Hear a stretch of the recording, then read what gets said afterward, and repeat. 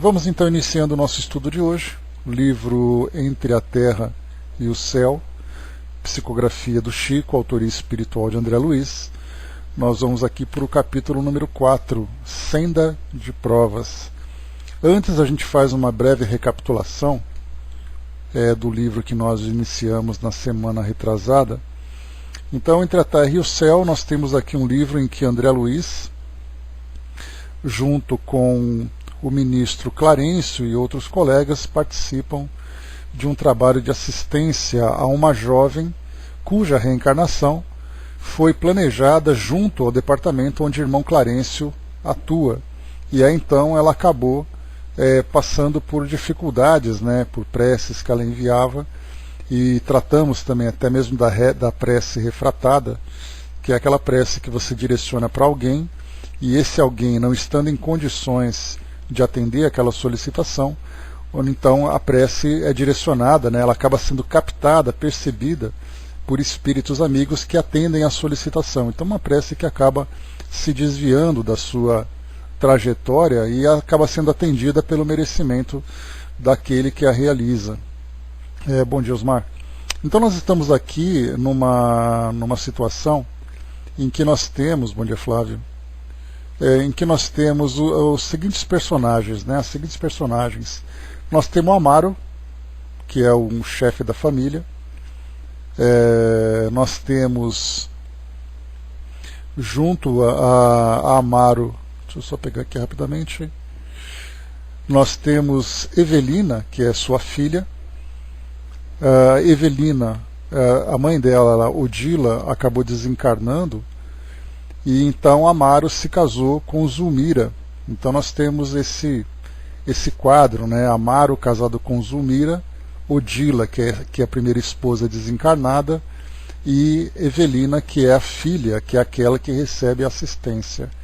Odila, não aceitando a aproximação de Zulmira do então marido, e ela considera ainda como sendo seu marido, e tomada pelo ciúme, ela então acabou exercendo ali uma obsessão sobre essa madrasta de Evelina, a segunda esposa de Amaro. E aí então, nesse processo de obsessão, é que o ministro Clarencio, André Luiz, e também Eulália, que é uma das trabalhadoras que se encontram no grupo, procuram agir para dissipar, para desfazer essa relação. O detalhe que foi passado para nós é que esse processo obsessivo ele se encontra de uma forma tão profunda que não é simplesmente afastar o obsessor do obsediado. Lembrando também que Zulmira, que é a obsediada, ela é vítima também da própria criação dela, porque ela era também uma mulher ciumenta, é uma mulher ali possessiva, que deseja ali exclusividade, então ela criou em torno dela o campo propício para a aproximação de espíritos da mesma natureza. Então o que foi orientado por irmão Clarencio, que se houvesse uma separação, uma ruptura nesse processo, isso poderia trazer lesões extremamente dramáticas, inclusive neurológicas, chegando até mesmo a provocar em alguns casos a desencarnação do obsediado. Então era necessário fazer ali um trabalho de esclarecimentos, de um afastamento natural. E para isso, então, eles recorreriam a irmã Clara, que é uma das amigas naquela relação que elas possuíam. E a irmã Clara, então, como nós lembramos de outro estudo que nós tivemos também, rogaremos o concurso de irmã Clara, que modificará Odila com o seu verbo coroado de luz, inclinando-a ao serviço de conversão própria. Então, por enquanto, eles fariam um atendimento paliativo até que chegasse a irmã Clara para fazer esse trabalho de afastamento, de obsessão, de obsediado com o obsessor. Bom dia, Angelina. Passando então aqui para o nosso capítulo número 4, Senda de Provas. A gente vai então conhecendo um pouco mais cada uma dessas personagens e entendendo de que forma que a relação foi se desenvolvendo no decorrer do tempo. E as consequências disso também, naturalmente. A gente lembra também de um detalhe que é importante, é que Zulmira com Amaro, tiveram um filho, um adolescente. E esse jovem, então, acabou desencarnando por afogamento. E aí, então, num passeio na praia, Zulmira acabou se distraindo, o jovem desencarnou, e Odila utilizava esse fato para aumentar nela a culpa, para provocar, né, essa autopunição e, consequentemente, também a autodestruição. Bom dia, Santos. Então diz aqui para nós, né, Senda de Provas, capítulo número 4. Zulmira ausentara-se do corpo, mas não desfrutava a paz que se lhe estampara na máscara física. Aqui um detalhe que foi lembrado também, é que Zulmira era uma mulher muito bonita, ela tinha ali 25 anos de idade, então eles percebiam, os espíritos, né, tanto o irmão Clarencio como André Luiz, como Eulália, que eles percebiam que ela dormia e ela tinha aquela aparência muito bela fisicamente, mas percebia expressão de uma tortura moral muito grande. Né? Então isso fazia parte do quadro físico que nós encontramos. Namone, bom dia. Então Zulmira ausentara-se do corpo, mas não desfrutava a paz que se lhe estampara na máscara física. Enlaçada por Odila, a cujo olhar dominador se inclinava, submissa, não nos identificou a presença. Com evidentes sinais de terror, ouvia as objurgatórias da rival, que lhe acusava exclamando: "Que fizeste do meu filhinho?" Na verdade, aqui eu falei errado, né, que o garoto que desencarnou era filho de Odila, então seria ali a madrasta que negligenciou os cuidados. Né? Que fizeste de meu filhinho, assassina, assassina? Pagarás muito caro a intromissão no lar, que é somente meu. Destroçarei sua vida. Não te furtarás o afeto, não me furtarás o afeto de Amaro.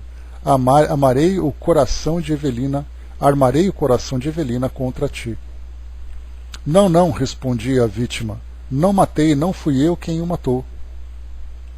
Hipócrita, acompanhei os teus pensamentos, teus desejos, teus votos. Aqui a gente lembra que houve também assim na intimidade de Zulmira, que ela gostaria que, vamos dizer assim, que a família que Amaro construiu com Odila simplesmente desaparecesse para que ela tivesse aquela exclusividade.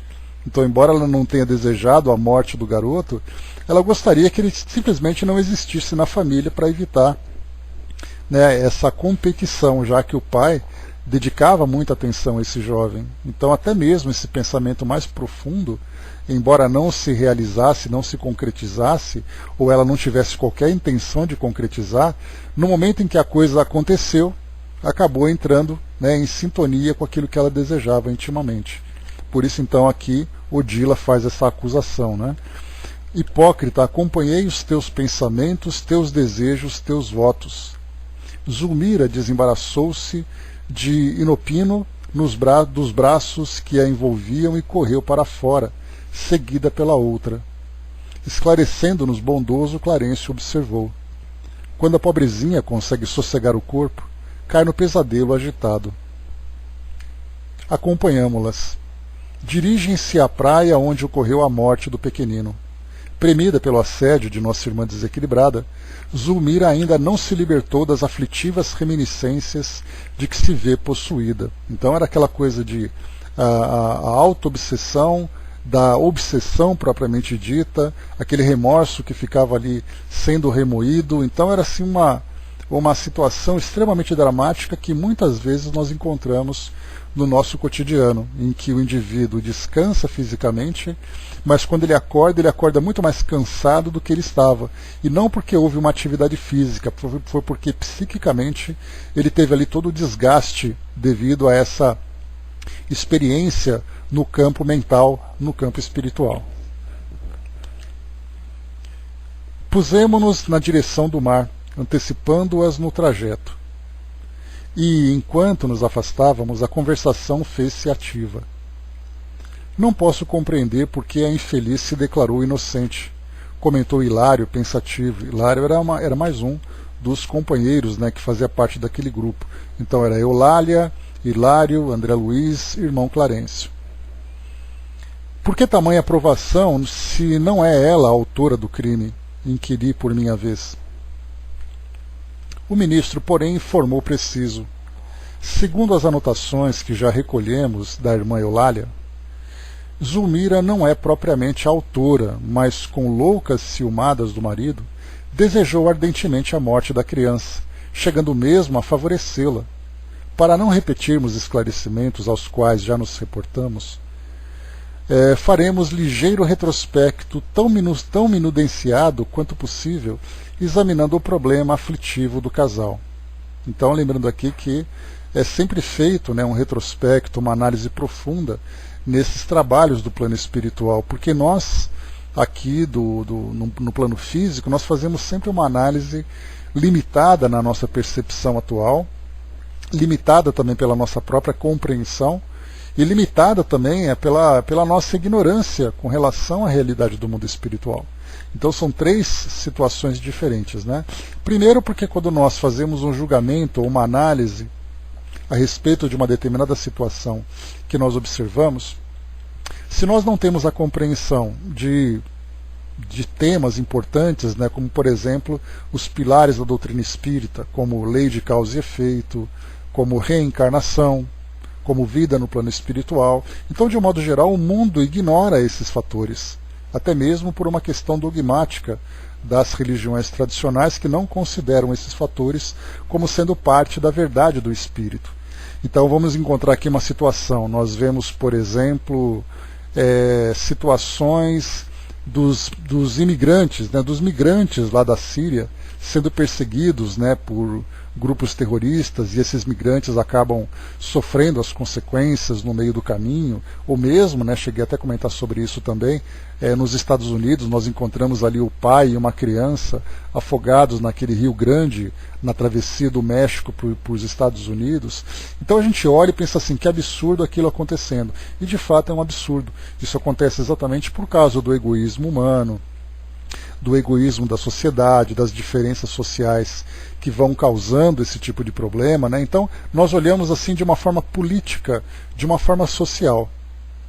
Mas aí então nós, que temos o conhecimento espírita, passamos então a ver sim uma questão política, uma questão social. Mas nós pensamos assim, mas por que esses espíritos estão envolvidos nessa situação? Por que eles então nasceram, reencarnaram num ambiente que traz dificuldades, eles tiveram que vivenciar essas experiências tão dolorosas, tão desafiadoras, que trazem tanto traumas? Então esse é o segundo ponto. E depois então a gente entra de uma forma mais profunda, tendo conhecimento do fato.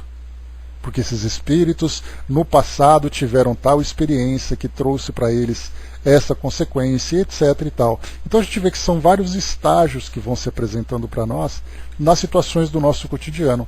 Falei para vocês desses fatores de um ambiente planetário, de um ambiente internacional, global, como queiram, mas nós também pensamos na nossa própria situação. Nós vemos crimes que acontecem na televisão, fatos chocantes que acontecem na televisão, e aí então a gente tenta entender por que das coisas acontecerem. Mas aí quando a gente volta os olhos para a nossa própria realidade, nós encontramos essa dificuldade muito maior. E olha, porque nós estamos envolvidos na experiência. Por que eu nasci com essa família? Por que eu me envolvi com essas pessoas? Né? Não é o fato de. Não é a questão do egoísmo, Dudu, é a questão que eu falo. É muito mais assim um aspecto mais analítico que a gente tem. A gente tenta entender os fatores, mas existem essas limitações de nós não entendermos esses pontos principais que devem ser percebidos, ou nós não conhecemos os fatos, né? E essa questão do egoísmo sim acontece, né? É a causa de todo o sofrimento do mundo, que os espíritos inclusive já disseram para Kardec, é o orgulho, a vaidade e o egoísmo. Se nós vivêssemos num mundo que não tivéssemos isso, teríamos um mundo com muito mais solidariedade, com muito mais humildade, né? Então tudo isso seriam elementos que nós conquistaríamos e que faríamos do nosso mundo um mundo melhor. Então aqui, como nós vemos, né, trouxe para vocês essa ilustração, para a gente ver aqui que o ministro Clarencio vai apresentar para eles então a história de uma forma mais profunda, de uma forma mais detalhada, dessa família que nós estamos então acompanhando. Então por isso é colocado, né, para não repetirmos esclarecimentos aos quais já nos reportamos, faremos ligeiro retrospecto tão minudenciado quanto possível, examinando o problema aflitivo do casal. Depois de breve pausa, prosseguiu. Vamos então prestar atenção aqui nesse detalhe que vai sendo transmitido para nós. Bom dia, mami. Amaro experimentava imensa devoção afetiva pelo filhinho. Quando Júlio adoecia, desvelava-se à cabeceira do Petis com ilimitada ternura. Sabendo-o sem o carinho materno e reconhecendo que a madrasta não primava pelo amor, junto dos enteados, passava a dormir ao lado do caçula, rodeando-o de mimos. Quando tornava à casa a cada dia, confiava-se a longas conversações com o filho, lendo-lhe histórias, escutando-lhe atencioso as narrativas infantis. Assemelhavam-se a dois velhos amigos a se bastarem um ao outro. Zulmira, em razão disso, ralada de despeito, passou a ver no menino um adversário de sua felicidade doméstica. A dedicação de Evelina para com o genitor não lhe doía tanto. A filha mais velha era mais doce e mais reservada. Comedida em suas manifestações, sabia dividir gentilezas sem olvidar a segunda mãe em seu culto de amizade. A madrasta nada sentia contra ela, mas o pequeno excitava. Júlio, no extremado apego ao genitor, costumava exagerar-se em traquinadas e caprichos que Amaro desculpava sempre, com benevolente sorriso. Zulmira, pouco a pouco, permitiu que o ódio lhe ocupasse o coração e deixou que o ciúme a enceguecesse, a ponto de suspirar pelo desaparecimento do alegre rapazinho. Despreocupava-se intencionalmente pela assistência que lhe devia e abandonava-o às extravagâncias, características de sua idade, alimentando o secreto anseio de presenciar-lhe o fim. Chegava mesmo a estimular-lhe indébitas incursões na via pública, admitindo que algum veículo podia fazer o que não tinha coragem de realizar com as próprias mãos. Foi nessa disposição de espírito que acompanhou a família ao banho matinal, em clara manhã domingueira. Entregues ao contentamento da excursão, Amaro e a filhinha distanciaram-se, de algum modo, numa lancha pequena enquanto Zulmira assumia a guarda do garoto. Foi então que o cérebro da moça deixou nascer escura divagações. Não seria aquele momento azado para consumar o velho propósito? E se relegasse o menino a si mesmo? De certo, Júlio, em sua curiosidade infantil, não resistiria à atração para o seio das águas. Ninguém poderia culpá-la. Passou do projeto à ação e de pronto se afastou. E, se vendo a sós, o caçula de Amaro interessou-se mais vivamente pelas conchas multicores a se multiplicarem na areia, perseguindo-as encantado pelo mar adentro, até que uma onda veloz lhe chicoteou o corpo tenro, obrigando-o a mergulhar. A criança gritou, pedindo-lhe amparo.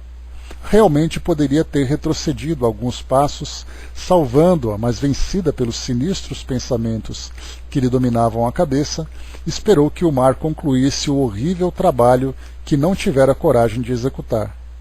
Quando notou que o enteado havia desaparecido, começou a clamar por socorro, de alma repentinamente dobrada pelo remorso, mas era tarde.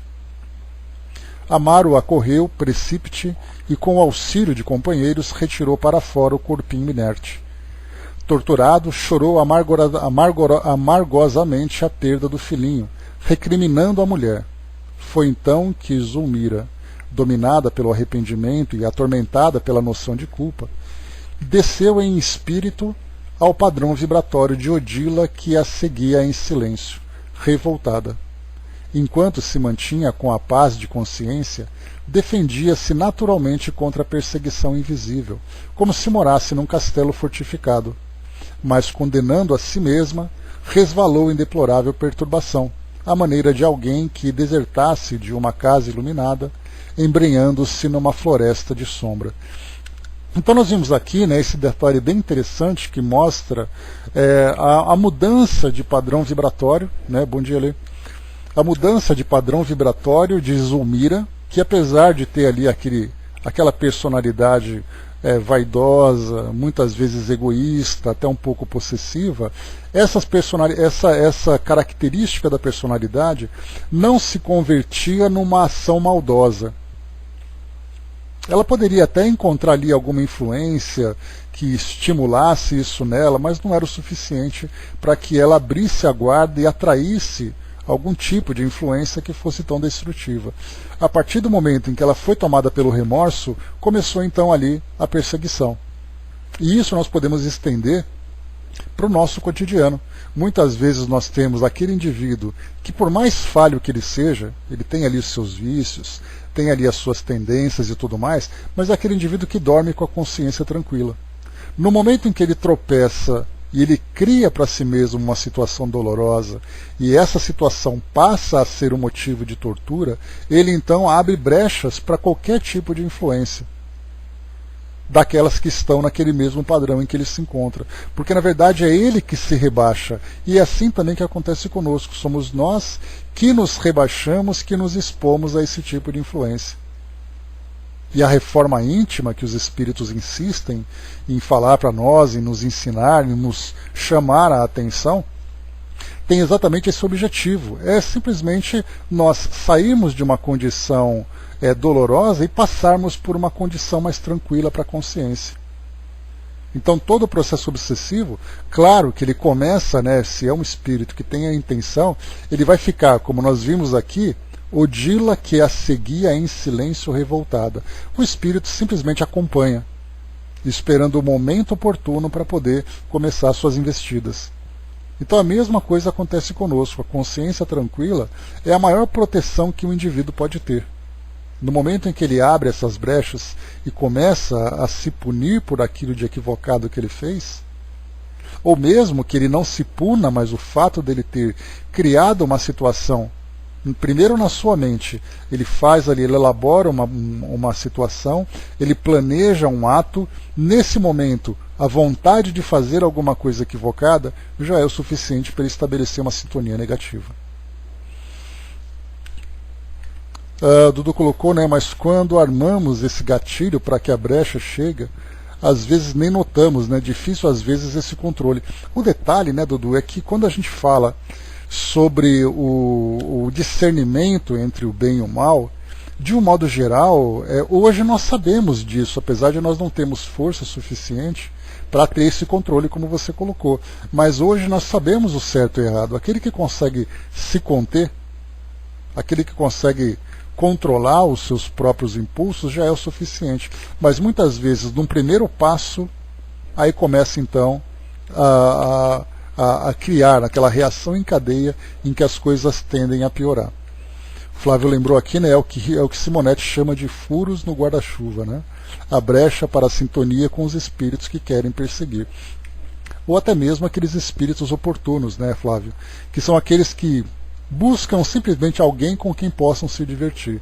E aí então acaba encontrando nessas brechas uma oportunidade de encontrar alguém que se encontra envolvido num determinado clima, numa determinada atmosfera que diz respeito àquilo que os espíritos desejam. Por exemplo, continuar alimentando uma viciação. O espírito nem me conhece, mas ele vê em mim um parceiro de atitudes que para ele é interessante.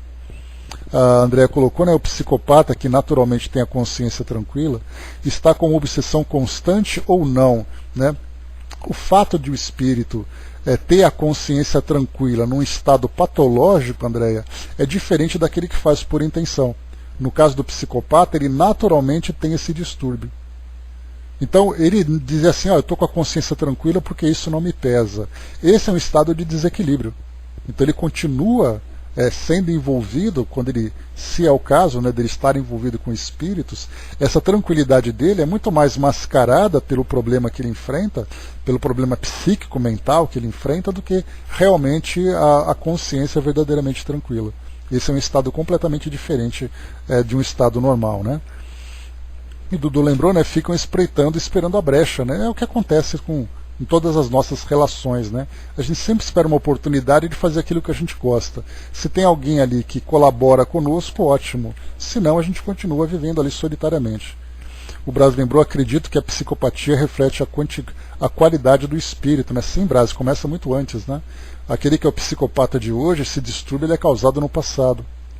Essa lesão, né, inclusive nós já fizemos, né, um estudo sobre isso lá no próprio Livro dos Espíritos, na primeira parte, que fala sobre a influência do corpo sobre o espírito e fala também, né, sobre as próprias consequências que o espírito cria no passado e que reflete no presente.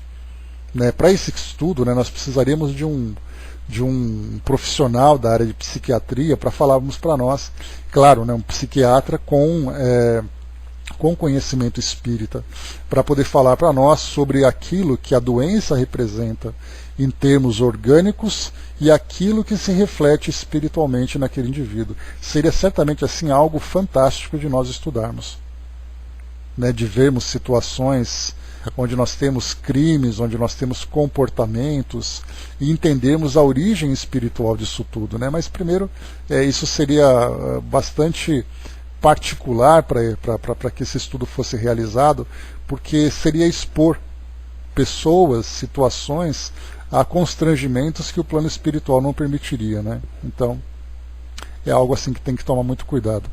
A Angelina lembrou, né, de Janete Guimarães, né, que é uma das expositoras, né, do momento, desse grupo de novos expositores. Então ela faz um trabalho muito bacana mesmo nesse sentido. Vamos lá em frente então. Então falou aqui sobre a baixa do padrão vibratório, a diminuição do padrão vibratório de Zulmira pelo fato de ter esse desejo, né, do desaparecimento da criança. O ministro fez longa pausa de repouso e prosseguiu. A pobre senhora, desde esse dia, perdeu a ventura doméstica e a tranquilidade própria. Ela e o marido respiram agora sob o mesmo teto, qual se fossem estranhos entre si. Mas, à frente da lei, Zulmira é culpada? Perguntei com interesse.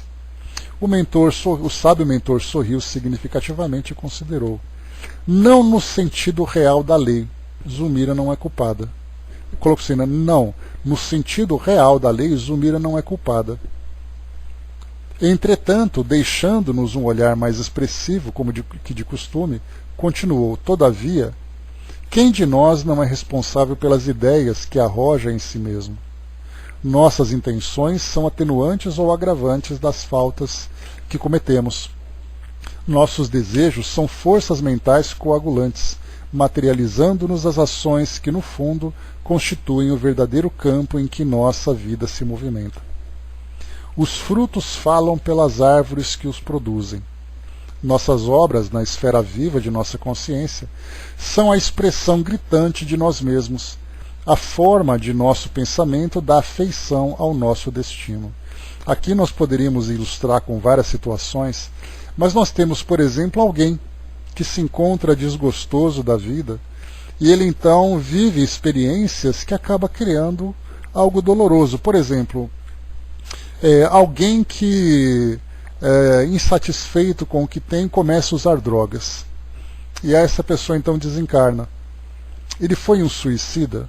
Lembra que nós já estudamos isso de uma forma até profunda, com bastante atenção, a respeito do que vem a ser o suicídio, o que é aquilo que André Luiz chama de suicídio inconsciente, o que é uma atitude de negligência ou o que é uma fatalidade, no sentido do indivíduo não ter a intenção, mas aconteceu aquele fato. Nesses 4 níveis nós vamos entender, primeiro, aquele que desencarna por um acidente em que ele não se expôs, em que ele não tinha o desejo, é simplesmente, entre aspas, né, vítima das circunstâncias. Mas é o espírito simplesmente vivendo a sua experiência pessoal. Nós temos aquele que é o negligente. Por exemplo, nós temos hoje muitos jovens que praticam esportes, praticam atividades que acabam levando à desencarnação. Então, jovens que, por exemplo, gostam de... Tivemos recentemente uma notícia na televisão de um jovem que estava ali perto de uma ponte tirando selfie e ele queria ficar bem na beirada da ponte para poder aparecer uma imagem bem assim, bem radical. O que aconteceu? Ele simplesmente escorregou, caiu e desencarnou. O outro jovem que andava em cima de um trem, aproveitando ali para poder fazer aquela viver aquela adrenalina, acabou também sofrendo as consequências. O outro que saltava de paraquedas, o outro que andava de bicicleta nas montanhas, e enfim acabou. O outro que era surfista de ondas gigantes, e aconteceu e desencarnou. Na verdade, esse próprio espírito se expôs a essas situações de risco, fazendo com que ele desencarnasse. Ele foi um suicida? Não. Mas ele foi negligente, arriscando a vida em busca de emoções aqui do mundo terreno? Sim, ele foi negligente.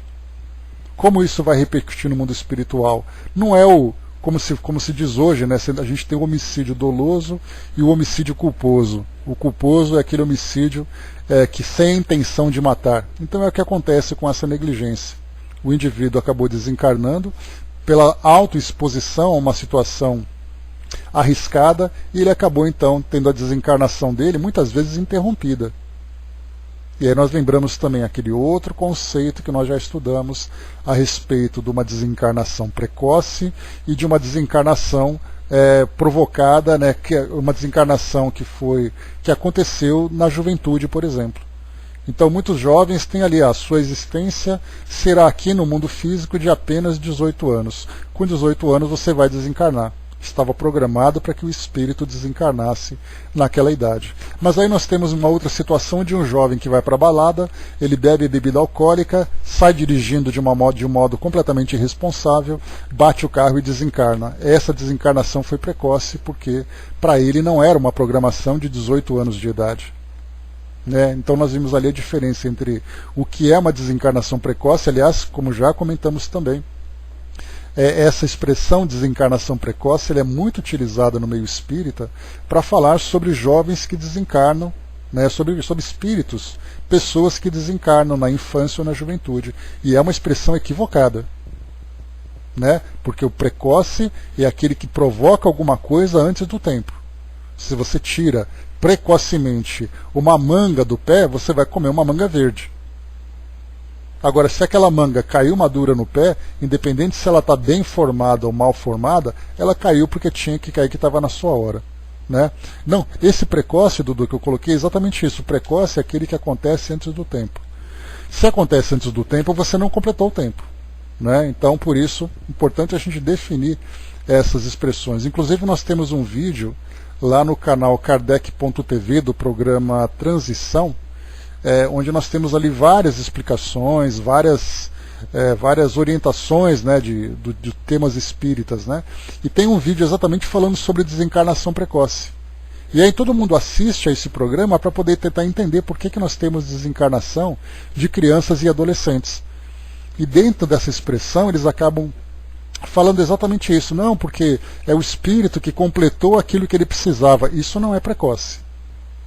Isso é programado.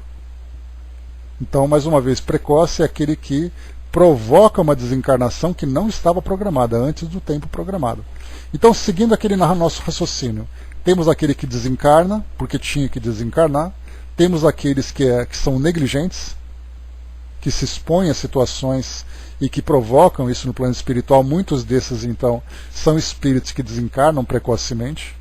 Se ele tivesse aquela vida bonitinha, acordasse para trabalhar numa situação normal, sem se arriscar e coisa e tal, ele então teria uma vida de 80 anos. Mas o pobrezinho desencarnou com 25, com toda a vida pela frente. Mas por que ele desencarnou? Porque ele praticava aquele esporte que era radical demais, que era cheio de adrenalina e coisa e tal. Ele não veio para fazer isso. Ele veio para viver a vida dele. E muitas vezes ele acabou interrompendo. Temos o outro caso, que como André Luiz coloca, né, que ele mesmo, inclusive, se classifica nessa condição, que é aquele suicídio inconsciente. Mas aí, como eu coloquei para vocês, eu gosto muito de usar a expressão suicida para o suicida. É aquele indivíduo que diz assim, eu não quero mais viver, eu quero acabar com a minha vida. Agora, aquele que não faz isso, a gente deveria encontrar uma outra expressão. Porque os espíritos sempre lembram, né, que o grande problema que nós aqui encarnados temos com relação aos conceitos é a dificuldade de usar as palavras certas para as coisas certas. Então, quando nós falamos um suicídio inconsciente, né, então é necessário a gente lembrar sempre que é aquele indivíduo que vive se destruindo, embora sem a intenção, É o caso, por exemplo, daqueles que trazem vícios, né? Fumantes que desencarnam por câncer de pulmão, é aquele que desencarna por causa de uma cirrose hepática, no caso dos alcoólatras, são aqueles que desencarnam por doenças, por exemplo, como a AIDS. O indivíduo vive grandes emoções no campo da sexualidade sem se prevenir e tudo mais, contrai uma doença e desencarna. Né, no caso da morte pela gula, né, Brás? Quantas pessoas que desencarnam aí com as veias completamente obstruídas, né, pela gordura, pelas placas, tem ali aneurismas vasculares cerebrais, infartos, etc, etc. Então o estresse que o indivíduo vive, ele vive aquele desespero todo de querer trabalhar, de passar nervoso e coisa e tal, de repente ele desencarna. Se ele tivesse mudado um pouco o seu estilo de vida, ele teria muito mais cuidado com a sua saúde, com o seu corpo, né? Enfim. Então, nesse caso, nós temos, como André Luiz também se expôs, André Luiz poderia ser considerado como se fosse um boêmio. Era um homem que gostava dos prazeres da vida, né? Era um médico, um homem bem conhecido na sociedade, um homem reconhecido também pela sua profissão e tal, e vivia ali, né, curtindo ali as suas emoções terrenas, né? Ele acabou desencarnando com doenças, né, com problemas de saúde que ele mesmo criou. Por isso, então, né, lá no primeiro capítulo de Nosso Lar, ele ouvia gritos, né, de suicida, e ele dizia, mas eu não sou suicida. Aí depois, então, né, lá o Lísias, com outros amigos lá no hospital em Nosso Lar, mostraram para ele todas as lesões que ele provocou por causa dos hábitos que ele tinha.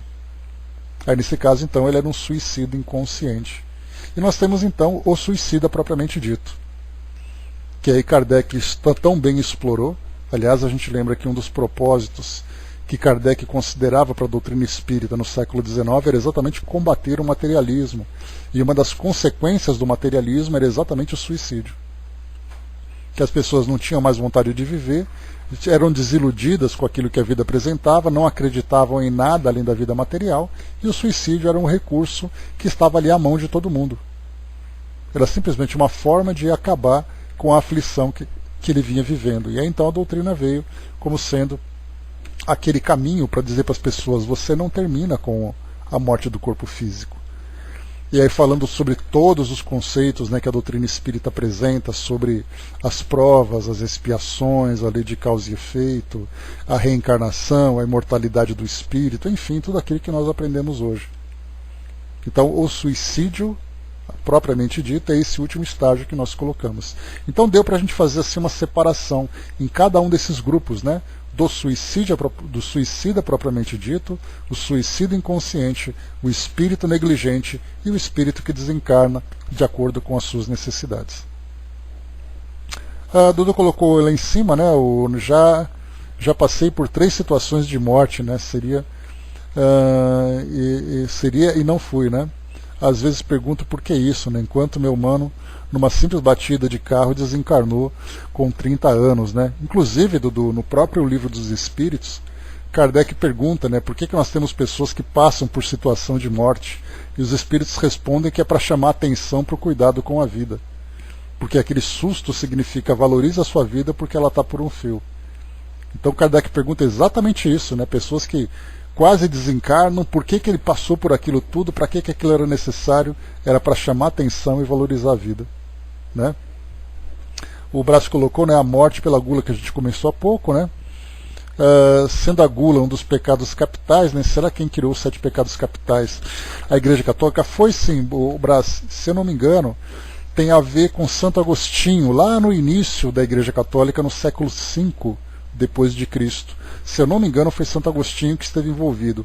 E esses pecados capitais, né, os 7 sempre foi um número muito cabalístico, né, muitos, eu me lembro até de Nostradamus, nas Centúrias, o livro dele, né, que fala das muitas profecias que ele fez na sua época, e ele chamava atenção para o número 7, né, ele dizia 7 pecados capitais, 7 cores do arco-íris, 7 títulos nobiliárquicos, 7 isso, 7 aquilo, né? Então ele falava sobre essas coisas.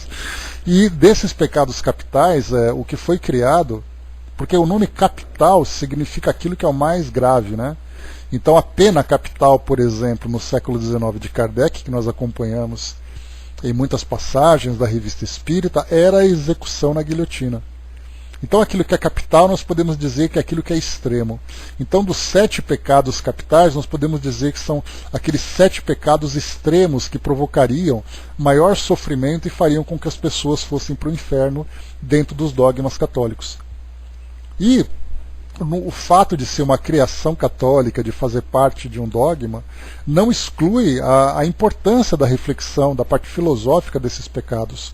O espírito, por exemplo, que é glutão, aquele que come demais, aquele que se farta de comida pelo vício, pelo abuso, pelo desequilíbrio, desencarna de um modo muito sofrido. Aí nós temos então a raiva, nós temos ali a vaidade, a luxúria, né, e todos os 7 capitais, que eu não me recordo todos eles, mas as consequências morais para o espírito que desencarna a partir de uma vida regrada por esses. Você só lembra da preguiça, né, que é mais importante, né? Então, quer dizer, os espíritos que desencarnam nessas condições, vivendo dessa forma, acaba depois provocando ali uma dor muito grande. E Kardec, por exemplo, estudou sobre isso lá no livro Céu e Inferno, né? Quando ele fala sobre ali a desencarnação de criminosos arrependidos, de espíritos endurecidos e outros tantos exemplos que nós já tivemos também lá na Revista Espírita, como também nas obras de André Luiz e outros espíritos. Então esses pecados capitais servem para nós espíritas como referências de comportamentos e viciações que provocam, sem dúvida nenhuma, um grande sofrimento para o espírito que desencarna. Não é aquele espírito que vai desencarnar tendo ali muita paz na consciência, pelo contrário. Então tudo isso serve para a nossa reflexão. Vamos agora retomar aqui o nosso raciocínio. Preciso até ler aqui porque a gente deu uma viagem tão grande que eu não sei onde a gente foi parar. Foi colocado aqui para nós então, né, os frutos, né, falava sobre Zulmira, né, elaborando mentalmente uma determinada situação que, embora ela não tenha criado, ela foi ali, ela esteve em sintonia direta com aquela situação que ela mesma criou. Então, como foi colocado, nossas obras, na esfera viva de nossa consciência, são a expressão gritante de nós mesmos. A forma de nosso pensamento dá feição ao nosso destino. Hilário e eu ouvíamos enlevados sem pestanejar. Clarencio, no entanto, guardando a intuição clara do serviço imediato a fazer, para não delongar-se em digressões filosóficas, retomou o fio central do assunto, esclarecendo. Júlio trazia consigo a morte prematura no quadro de provações. Olha aqui, mais uma vez que eu falei para vocês, embora seja colocado aqui por Clarencio, que era um ministro, que era sábio, nós não devemos entender morte prematura como morte de uma criança. Porque nesse caso, se está no quadro de provações, está na sua programação, não entendamos como algo prematuro. Uma criança que nasce prematura é aquela criança que nasce antes dos 9 meses programados. E isso é prematuro. Isso é precoce. Então, embora aqui, né, o irmão Clarencio, quando eu chegar no plano espiritual, ele vai me chamar para conversar. Que história é essa de eu contradizer aquilo que ele está dizendo, né? Mas é importante, doutrinariamente, a gente tomar cuidado com essas expressões para não confundir uma desencarnação na juventude, na adolescência, na infância, com uma desencarnação precoce. Uma pessoa de 50 anos pode desencarnar precocemente, se a vida dela tinha 80 anos para seguir aqui no mundo físico. Isso ficou bem claro para vocês, né, para a gente não confundir as expressões. Então, aqui não concordo com essa expressão exatamente por essa definição clara que nós precisamos ter desses termos. Mas, enfim, Júlio trazia consigo a morte prematura no quadro de provações. Era um suicida reencarnado. Aqui também é outro ponto importante. Pois é, né, o André, são palavras que a gente vem se habituando, mas o estudo tem exatamente esse propósito, para fazer com que a gente use as palavras certas para as coisas certas. Querem ver outra expressão que é bastante utilizada? Na minha vida passada eu fui tal pessoa. Na verdade eu não tenho vida passada, eu só tenho uma única vida. Eu posso ter tido existência física passada, eu posso ter tido uma encarnação passada, mas falar da minha vida passada não é vida passada, a minha vida continua sendo a mesma. Eu posso ter assumido outra personalidade, vivido outro contexto. Então nós também temos esse hábito de usar essa expressão. Na vida passada, terapia de vidas passadas. Eu já aprendi também, Flávio, quando eu falo vida passada, é como se fosse aquele disco de vinil riscado na minha orelha aqui. Já percebo que tem coisa errada, então sempre corrigindo para a gente falar das expressões certas. E eu ainda tenho muitas ainda para corrigir, né? Porque a gente acaba se habituando a falar essas coisas e acaba errando. Mas enfim, um outro tema importantíssimo. Pois é, Brás, se tiver que desencarnar com 101 e você desencarnar com 100, vai ser precoce, hein? Cuidado. Um outro ponto muito importante aqui agora. Então Júlio trazia consigo a morte prematura no quadro de provações. Era um suicida reencarnado. Essa colocação, para Júlio, ele acaba sendo generalizado. Inclusive, naquele vídeo que eu comentei com vocês, lá do programa Transição, Divaldo é o entrevistado. E aí então o título, né, Desencarnações Precoces. Aí ele diz assim, que geralmente o jovem que desencarna foi um suicida. Eu, na época, eu ia fazer um atendimento fraterno, no nosso trabalho do Espiritismo.net, e ia recomendar esse vídeo. E eu peguei, fiz ali todo o trabalho de orientação ao pai, né, que pediu aquela situação. Caiu o quê? Andréia? Vocês me ouvem, né, pessoal? Me dá ok, por gentileza? Ah, tá, caiu na hora de explicação, vamos lá então. Então, vou voltar aqui para a gente poder pegar o contexto. Então, naquele programa Transição, tem um vídeo com uma entrevista com Divaldo Franco falando sobre desencarnação precoce. E aí, então, num atendimento fraterno, eu ia responder a uma solicitação de um pai que teve o filho que desencarnou na adolescência.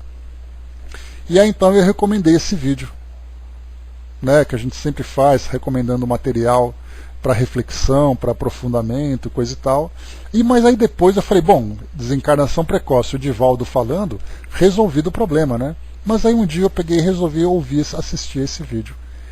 E aí o Divaldo disse que geralmente todo adolescente que desencarna é porque ele foi suicida no passado.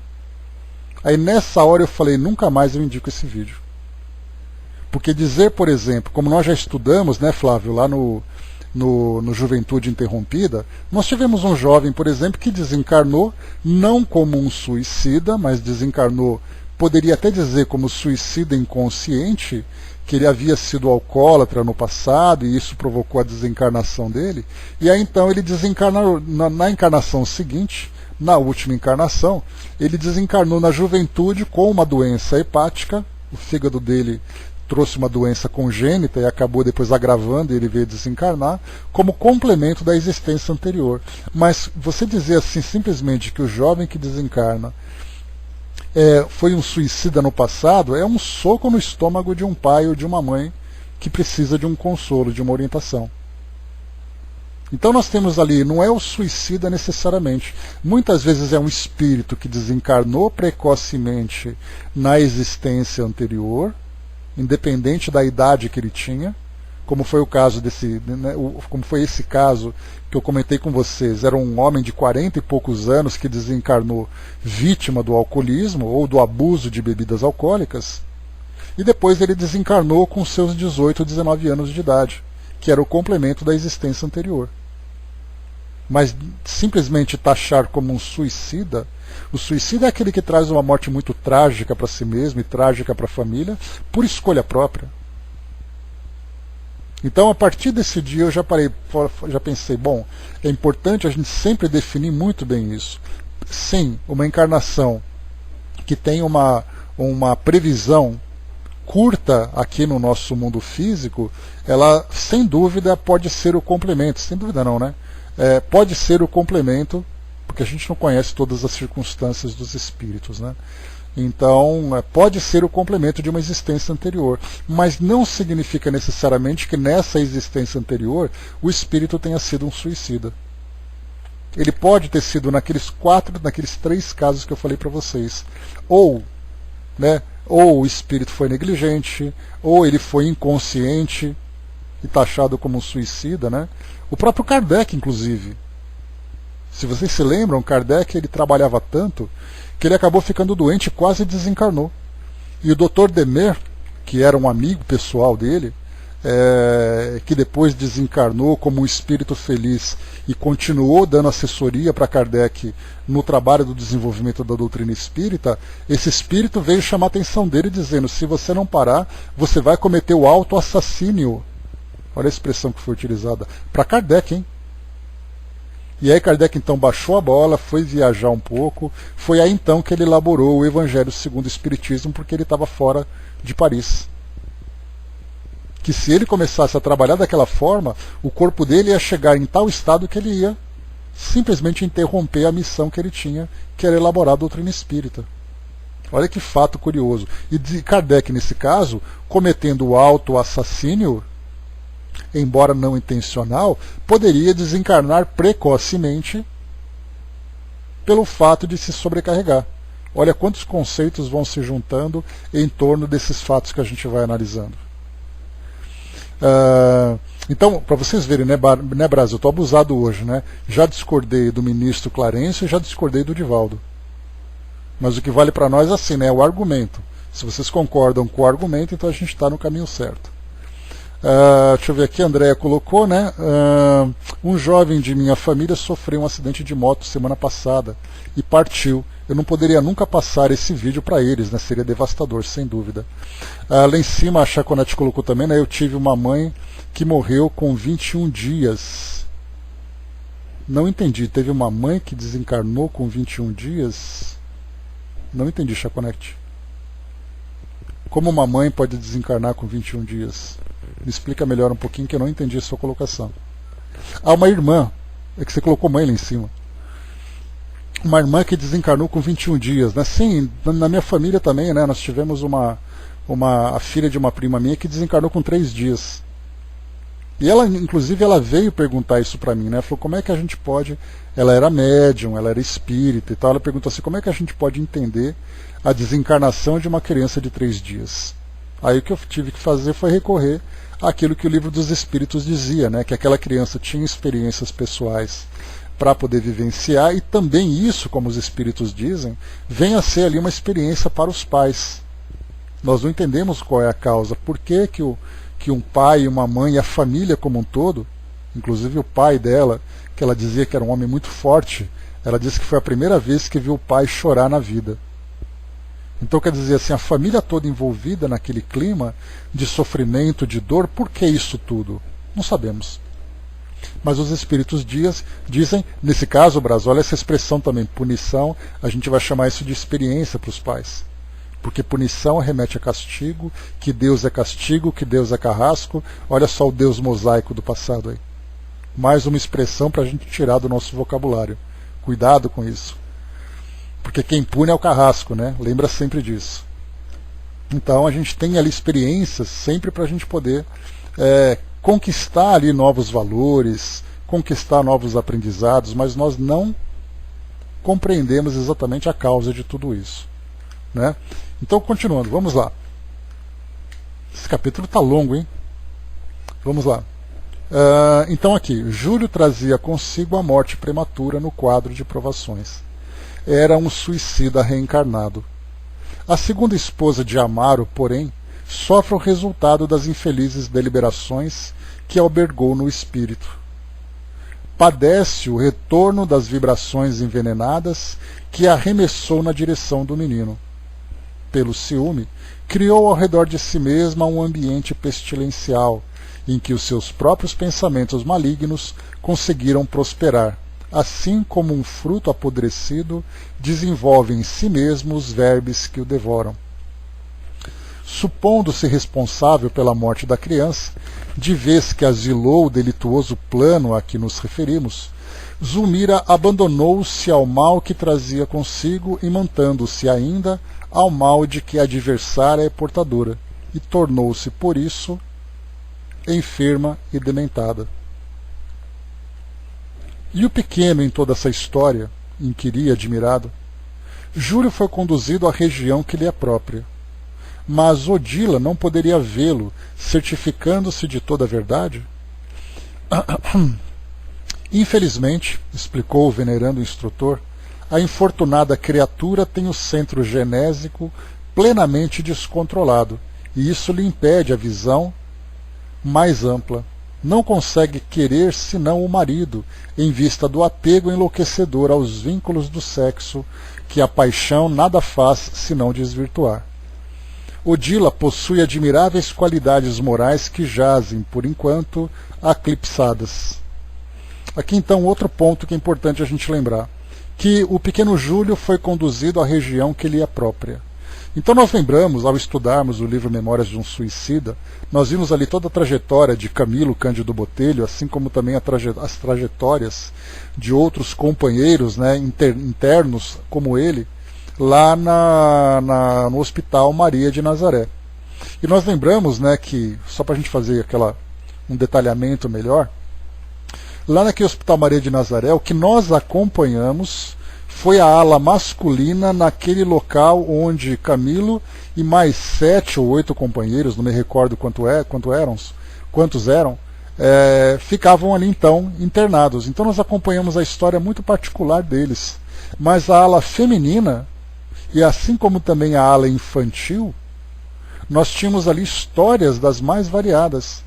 Então o que nós conhecemos foram histórias de homens maduros, homens que tinham família, homens que cometeram suicídio por um fracasso pessoal, por um orgulho ferido, por um amor, por uma desilusão amorosa.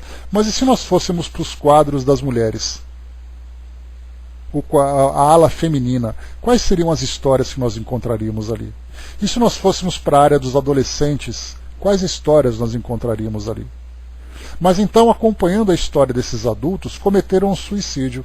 Aí então nós acompanhamos Camilo passando por todo aquele processo de regeneração, de esclarecimento, de estudo, de trabalho, e ele então teria uma nova programação para uma outra existência. Que ele reencarnaria, e depois de aproximadamente com 50 anos de idade, ele teria uma doença, uma doença visual, né, ocular, que deixaria ele cego, consequência do suicídio que ele tinha cometido, né, já que ele deu um tiro nas têmporas, ou no ouvido, não me recordo. É tempo seco, né? Então ele deu um tiro no ouvido, na verdade, e aí então provocou uma lesão séria na sua parte cerebral da visão. Então ele teria ali uma existência de 50, 60 anos. Nesse caso de Júlio, ele reencarnaria como um adolescente.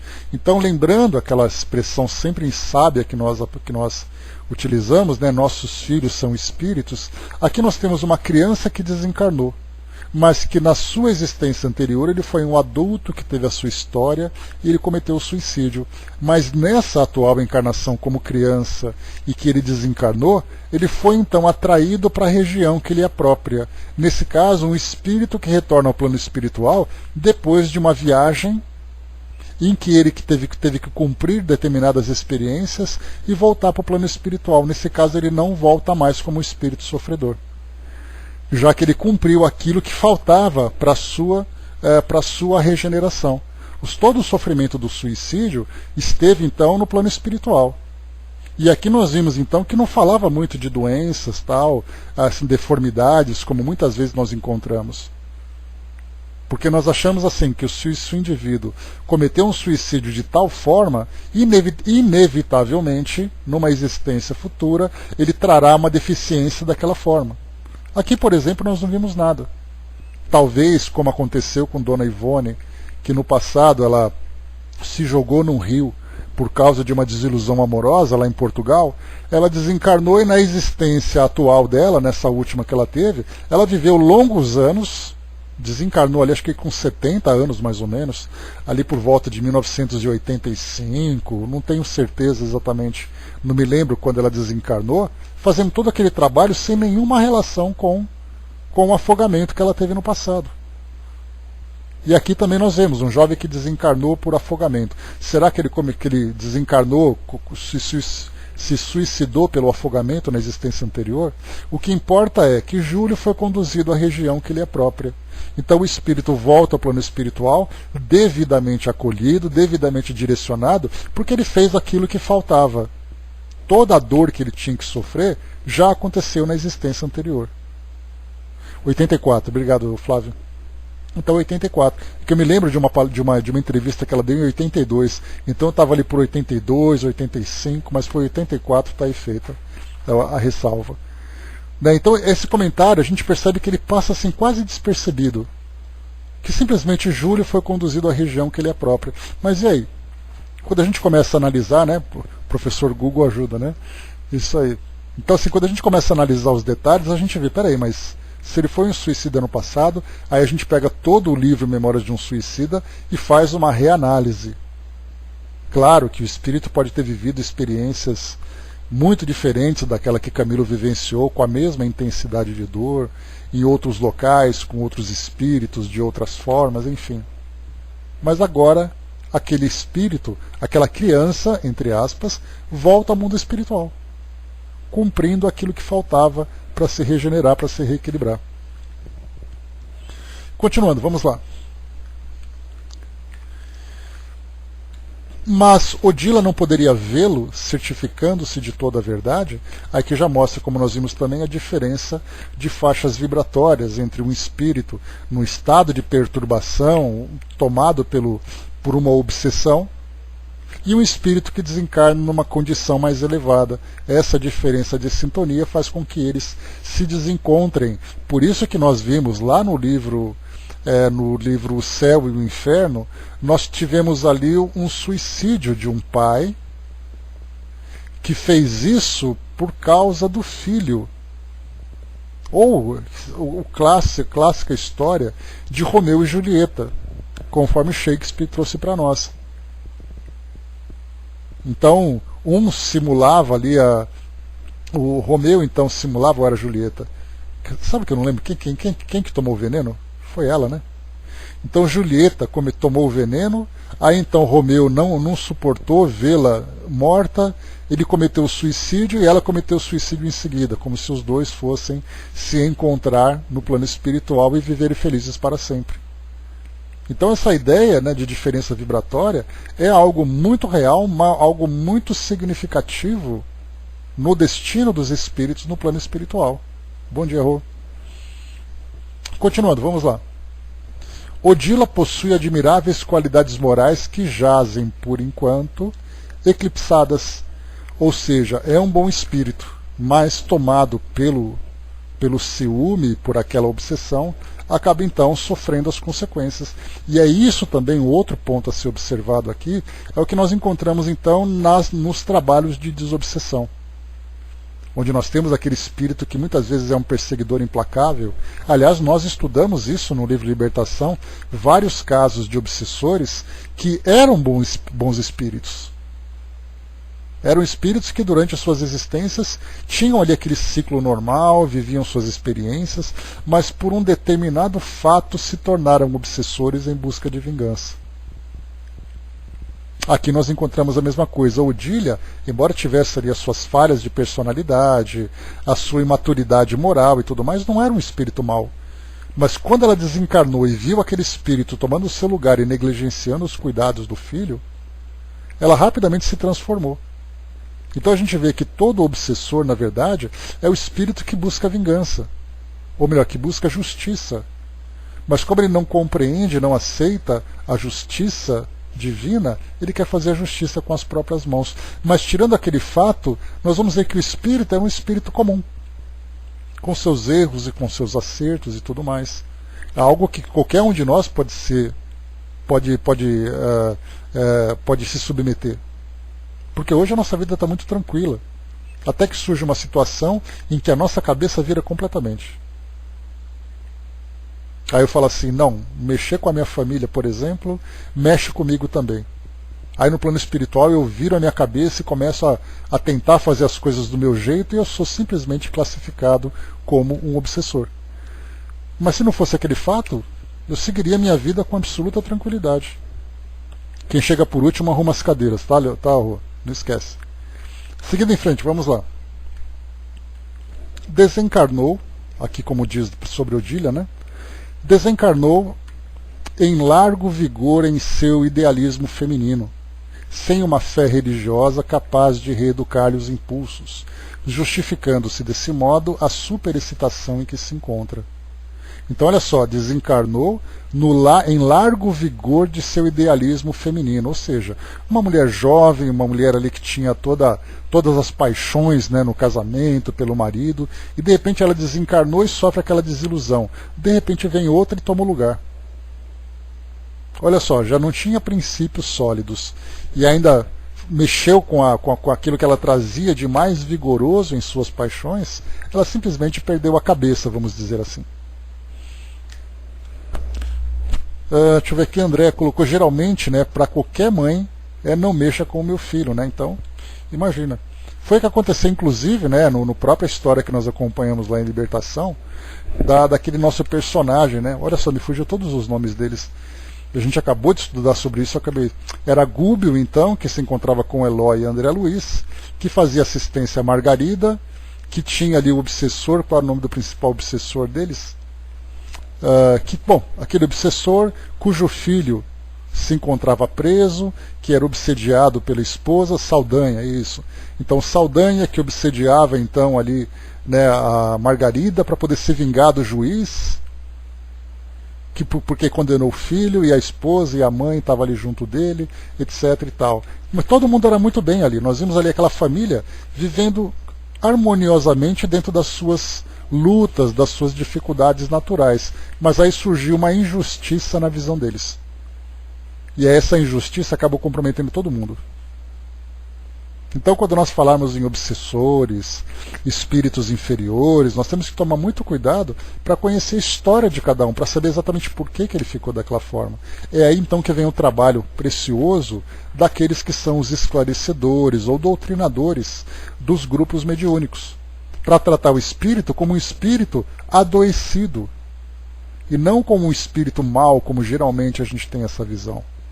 Não, porque ele é um obsessor, a gente já pensa naquele maldoso, vingativo e coisa e tal, mas espera aí. Conhecendo a sua história, nós mudamos completamente a nossa visão a respeito daquela personagem. Foi uma senhora injustiça, a gente não conheceu, Andréia, a história do filho do Saldanha. Por que ele foi condenado injustamente? É aí que está a história. Porque a injustiça aos nossos olhos significa que é um fato que está sendo corrigido que nós não conhecemos a origem. Do Jorge, por causa que ele tinha sido senhor de escravos no passado, não era isso? Eu sei que estava tudo bem certinho por ali, né? Estava tudo bem organizado ali. Eu não me recordo. A minha mente ela é muito seletiva, não tem espaço para guardar muita coisa. Aí ela apaga uma coisa para guardar outra. Fugiu, né? Depois eu vou recapitular esse assunto para a gente poder voltar a ele. Eu pego depois no livro para a gente poder olhar. Meu HD é limitado, não tem. Assim, só entra alguma coisa se sai outra, não cabe mais nada aqui. Mas vamos lá. Desencarnou no largo vigor de seu idealismo feminino sem uma fé religiosa capaz de reeducar-lhe os impulsos, justificando-se desse modo a superexcitação em que se encontra. Semelhante estado, contudo, é transitório e esperamos se submeta de boa vontade ao tratamento de reajuste que lhe será dispensado em breve. Melhorada a situação dela, creio que o problema terá imediata e construtiva solução. Ia perguntar algo de novo, mas atingíramos a praia e Clarencio determinou nos puséssemos a observar. Então aqui fizemos esse capítulo número 4. Olha quanta coisa, né? Capítulo número 4, senda de provas. Tantos temas importantes para serem abordados, tantas definições para a gente poder analisar, mudar um pouco a nossa interpretação, corrigir o nosso vocabulário, né? Então tudo isso veio veio desse tema que nós estudamos agora.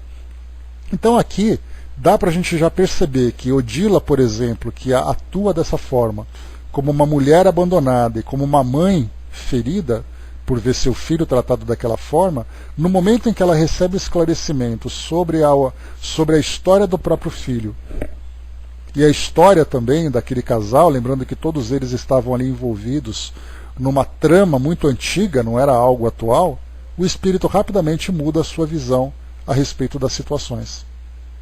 Então aqui no fim das contas, terminamos aqui o nosso capítulo número 4, Senda de Provas. O próximo capítulo, valiosos apontamentos, que nós faremos na próxima quarta-feira.